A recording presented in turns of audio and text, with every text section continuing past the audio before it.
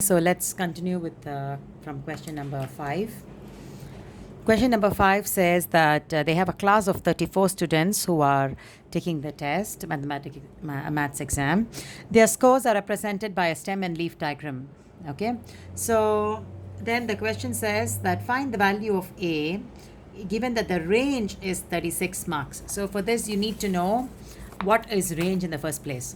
Okay, range is always given by maximum mark minus the minimum mark, isn't it? So range is max minus min. Now you notice that the minimum mark is what is missing here. So you can actually get it by range is given to you, which is 36. The maximum mark is 50 minus the minimum mark. So if you want to know what is the minimum mark, you can actually find out by using 50 minus 36, which is 14. Now they only want A. The stem is already given to you. The stem plus the leaf is the mark. So you only want the A, which is your 14. So A is 4. Okay, the minimum mark is 14, so A is 4. Now the next part says, can you find the median? Okay, median is always the middle number, isn't it? So here you have 34 marks, which is actually an even number. If you have an odd number of students, then you have it as you can plus 1 divide by 2. If you have it as even number, so it is 34. You have to find out 34 divided by 2, which is given 17, isn't it? So the 17th and the 18th term, the middle of this. Okay, the middle or the median of the 17th and the 18th term will actually give you the answer. So you have here median is going to be given by the 17th and the 18th mark. So I need to count 1, 2, 3, 4, 5, 6, 7, 8, 9, 10, 11, 12, 13, 14, 15, 16, 17 and 18. So 36 and 37.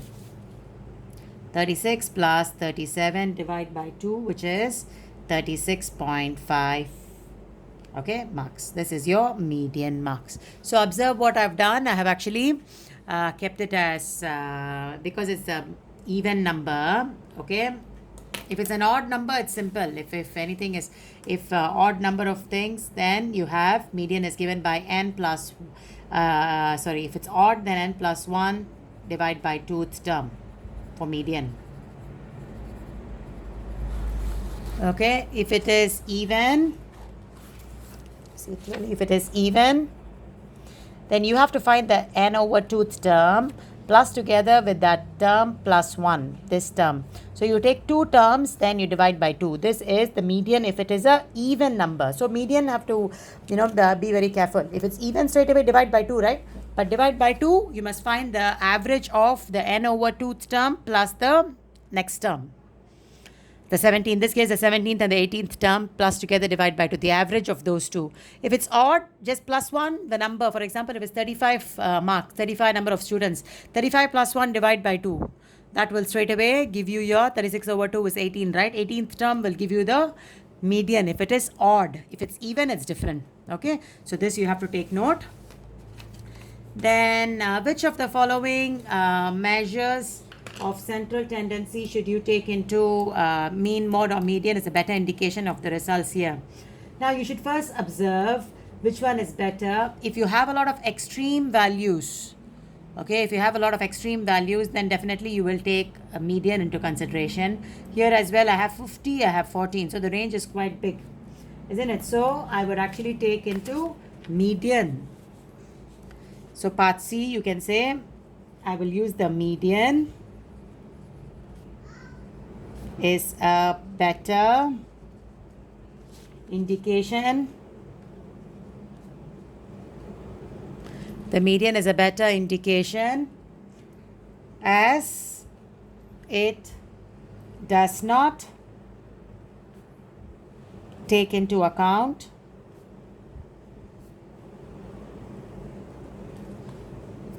the extreme values.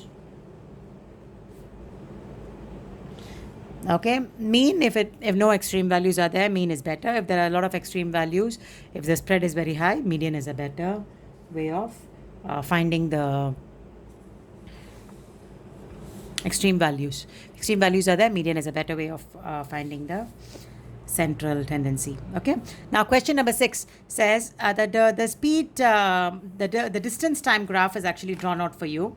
Describe the speed time of the speed of the particle in the first 14 seconds. So only from here to here. Here, of course, you observe that the speed is constant, right? And then sorry, let's begin here. From 0 to 6, since it's the same, okay. From 0 to 6, sorry, here is actually stationary, right? The particle is stationary, okay. So from 0 to 6, what you observe is, actually the particle is moving, but just that it is going at, the speed is high here. Look at the gradient to describe the speed. So if you observe here, the gradient here is very high. The gradient actually slows down here. So we can say that the particle is basically decelerating as it moves from 0 to 6 seconds. Okay, you can say decelerating, or you can say decreasing speed is there. Then from up to 14 seconds, from 6 to 14 seconds, you will observe that the particle actually stays stationary. So let's write down for question number 6. Okay, question number 6, you can write down 6 part A. The particle travels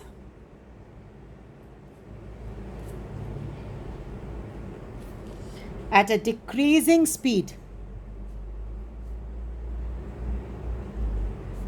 or you could also say it decelerates.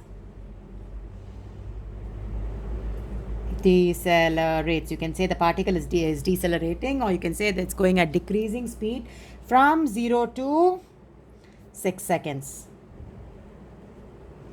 Okay, and then the particle stays stationary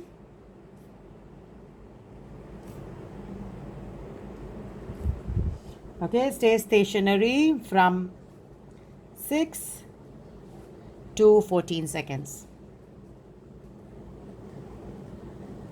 Okay, this is basically how the particle behaves as from 0 to 14 seconds. Now part B.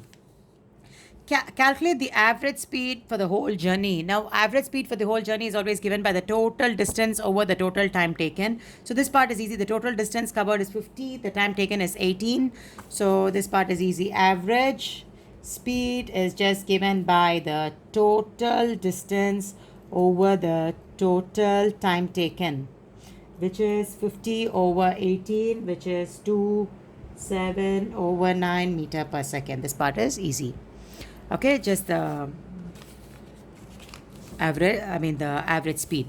Okay, for the next part, question number 7, it's a hire purchase question. So you must first understand how to deal with hire purchase.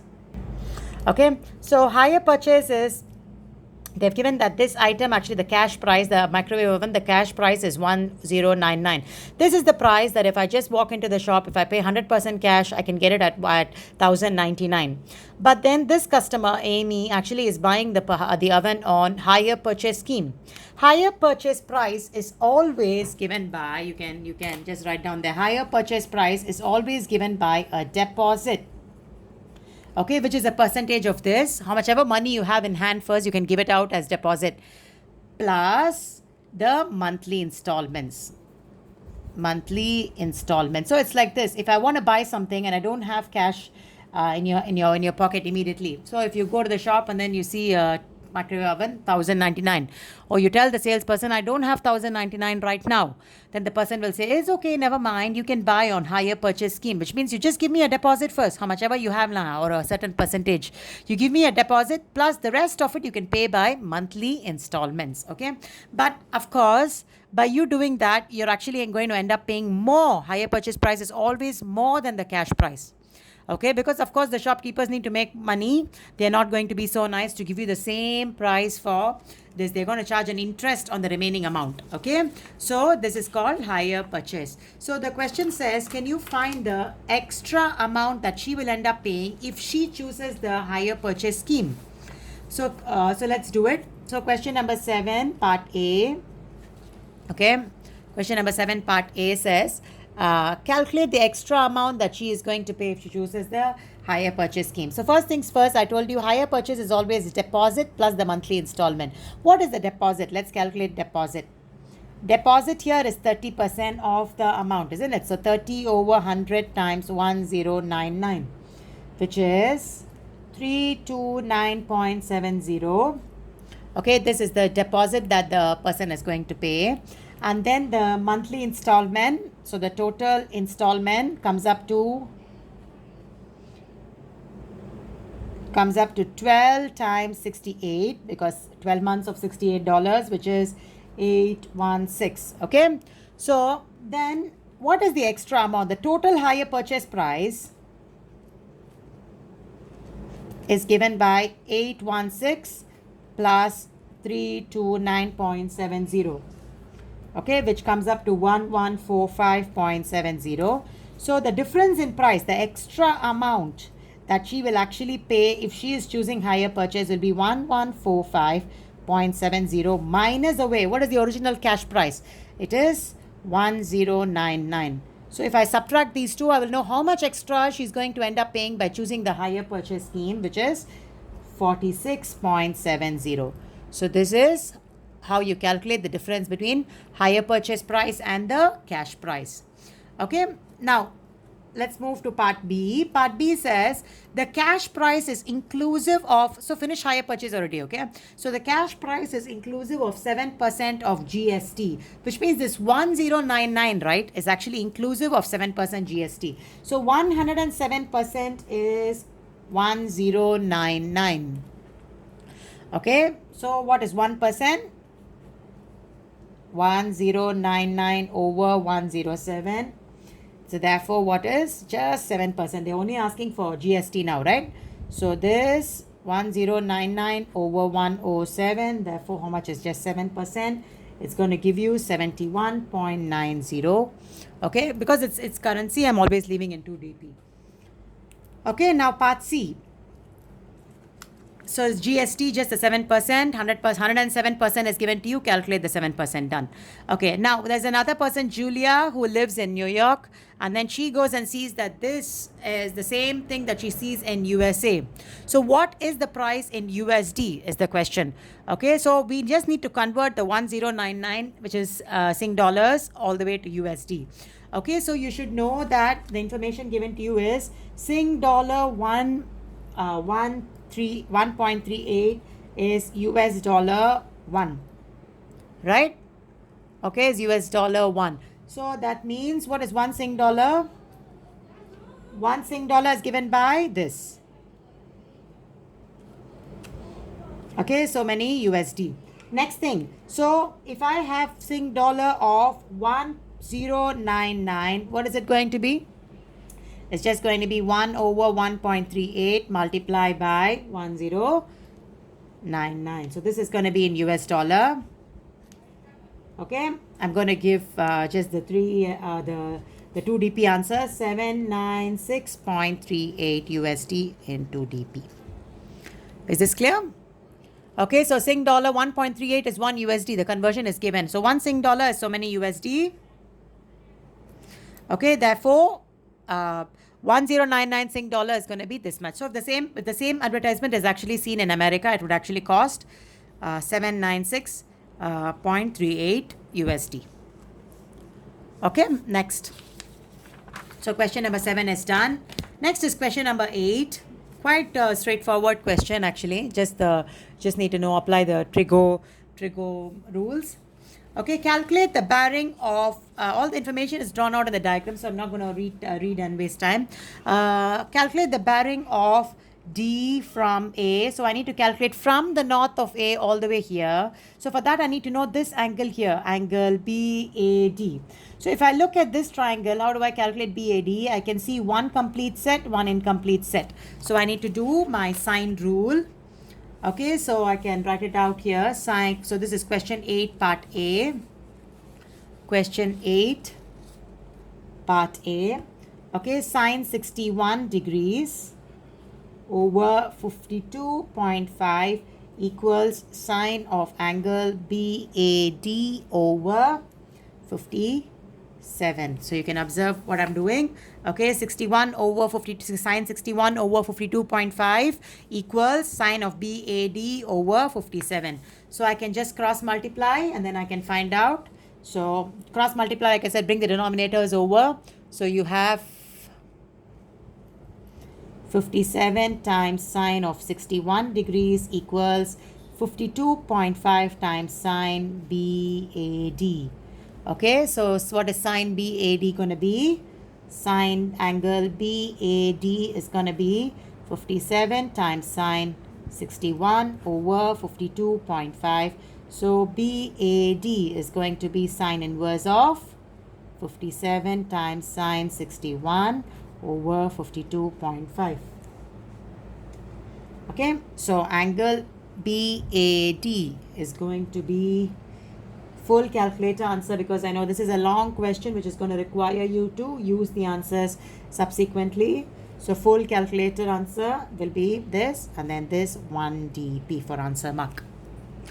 Okay, so this one we found out what is BAD. Now the next part is, can you calculate the bearing of all the way, right? So bearing of D from A.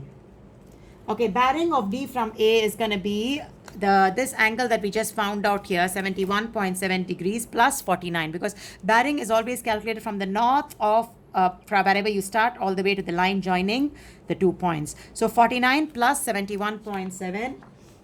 Okay, so I will write it as 49 degrees plus 71.72951697 degrees. Okay, which is 120.729517.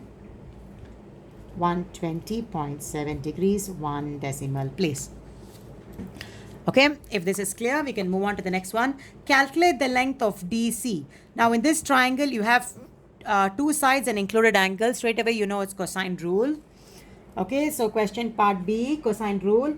DC will be equal to square root of 57 square plus 62 square minus 2 times 57 times 62 times cos of that 29 degrees, which is going to be 30.185888925, which is 30.2 kilometers. Okay, sorry, is it kilometers? Yes, it's all given in kilometers. Yeah. Okay, so the next part says calculate the area of triangle BDC. Now the same thing, if you can apply cosine rule, you also can apply the area of triangle, half AB sine C. Remember, the C must always be the included angle. If I use these two sides, must be this angle. If I use these two sides, must be this angle.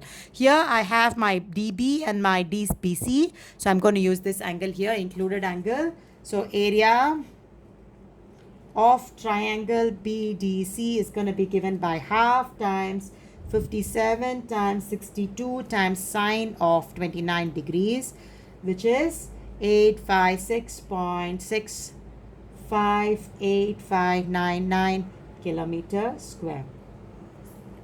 Okay, which is 857 kilometer square, 3SF. Okay, next. Question 8, part D is still there. Part D says, hence calculate the shortest distance from D to BC. Okay, so they want you to calculate the shortest distance. Remember always that shortest distance is always the perpendicular. So I want to calculate the perpendicular length from D to BC.